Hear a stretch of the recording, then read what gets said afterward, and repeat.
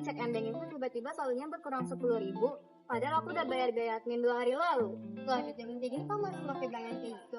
Lihat nih, aku aja aku download. Begitu aku gak ada potongan, malah aku dapat bunga loh 5% per bulannya. Maya! Oh my god!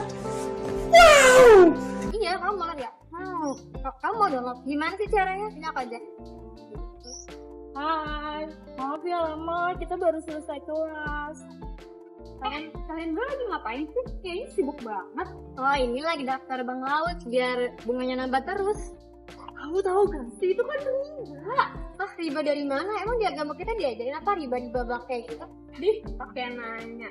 Bunga dan riba itu udah diatur di agama Islam. Dan itu maksudnya ke ekonomi Islam. Daripada kita terjerumus lebih jauh, mending kita belajar sama-sama tentang hal ini. Yuk! Yang pertama ada perbedaan ekonomi Islam dan ekonomi konvensional. Ilmu ekonomi Islam tidak hanya mencakup perubahan aspek normatif dari ekonomi konvensional ke ajaran Islam, tetapi juga menunjukkan perbedaan fundamental dalam paradigma.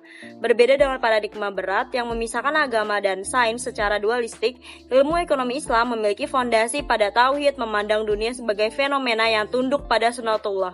Perbedaan mencakup sumber nilai, regulasi, dan tumpuan pada tauhid. Secara spesifik, dalam ekonomi Islam, dasar ekonomi syariah bersumber hanya pada ajaran Al-Quran dan hadis.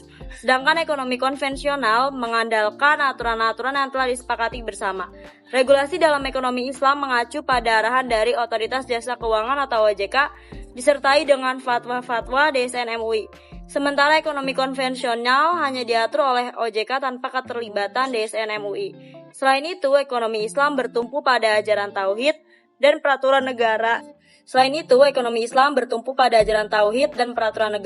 Sementara ekonomi konvensional mendasar pada peraturan yang berlaku di negara. Dalam bisnis syariah, modal awal harus berasal dari yang dihalalkan dalam Islam. Meminimalkan penggunaan modal hasil riba, di sisi lain bisnis konvensional tidak terbatas pada sumber modal. Tidak mempertimbangkan kehalalan model tersebut. Semua perbedaan ini mencerminkan pandangan ilmu ekonomi Islam yang melibatkan aspek ontologis dan epistemologis serta penempatan fenomena ekonomi dalam kacamata tauhid. Nah, sebelumnya teman-teman udah pernah tahu kan kalau misalkan riba itu dilarang dalam Islam. Tapi tahu nggak sih riba itu apa? Jadi kalau misalkan secara bahasa, riba itu berarti ziyadah atau tambahan. Kalau misalkan dalam pengertian lain, menurut Abdullah Said dalam Muhammad Syafi'i Antoniya tahun 2001, secara linguistik, riba juga berarti tumbuh dan membesar. Adapun kalau misalkan secara teknis, riba berarti pemberian tambahan dari harga pokok atau modal secara batil. Kalau misalkan sejalan dengan arti riba dalam segi bahasa tersebut, ada juga ungkapan dari seorang Arab kuno yang menyatakan sebagai berikut. Arba fulan, ala fulan iza azada alaihi. Yang artinya seorang melakukan riba terhadap orang lain jika di dalamnya terdapat unsur tambahan atau disebut dengan liyabu ma'ataitum min syai'in litahuzu aktsara minhu. Yang artinya mengambil dari sesuatu yang kamu berikan dengan cara berlebih dari apa yang kamu berikan. Dari Khairuddin Nasution tahun 1996. Dasar hukum riba. Islam dengan tegas melarang umatnya untuk melakukan transaksi jual beli dan hutang piutang jika di dalamnya mengandung riba. Larangan tersebut juga tertulis dalam beberapa ayat Al-Quran, di antaranya sebagai berikut. Yang pertama ada surat Al-Baqarah ayat 276. Dalam surat ini, riba adalah salah satu perbuatan yang dimusnahkan oleh Allah Subhanahu wa taala, sebaliknya sedekah sangat disenangi. Setiap umat akan dibenci oleh Allah Subhanahu wa taala jika terus menjadi kafir dan selalu berbuat dosa. Yang kedua, ada surat Al-Baqarah ayat 278.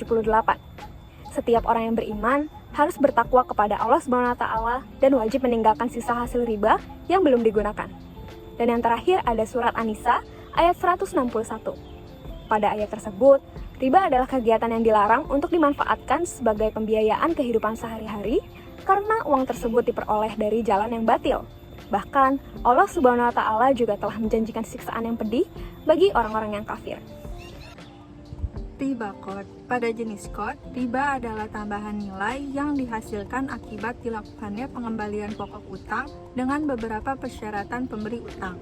Contoh riba di kehidupan sehari-hari yaitu pemberian utang 100 juta rupiah oleh rentenir namun disertai bunga 20% dalam waktu 6 bulan. Nah, contoh lainnya seperti kasus di dalam video yaitu berupa potongan admin bank. Baik, selanjutnya ada beberapa jenis akad dalam Islam. Yang pertama ada mudharabah. Akad ini lebih mengatur antara sahibul mal atau pemilik modal dalam mudaribnya atau pengelola modal. Nantinya pengelola mudarib dan pemilik modal akan membagi hasil keuntungan dari usaha yang dilakukan. Jika ada kerugian, hanya pemilik modal yang menanggung kerugiannya. Yang kedua ada wadiyah. Wadiyah adalah akad di mana salah satu pihak akan menitipkan suatu produk untuk pihak kedua. Akad ini cukup sering dilakukan untuk perbankan syariah dalam produk rekening giro. A few moments later. Oh, jadi menarik banget ya soal persoalan ini. Sederhana tapi Allah nggak suka. Iya begitulah, makanya kita langsung aja eksekusi langsung ke tempatnya, yuk. Ayo, boleh. Ayo. Yang ini aja gimana? Ya bisa. Kok bisa nggak? Ya, tapi setelah ini gue udah kelas guys, kayaknya kalian aja deh. Ya. Udah nggak apa-apa. Ya. Dah, ayo. Dadah Tasya, dadah Dadah. Tasya.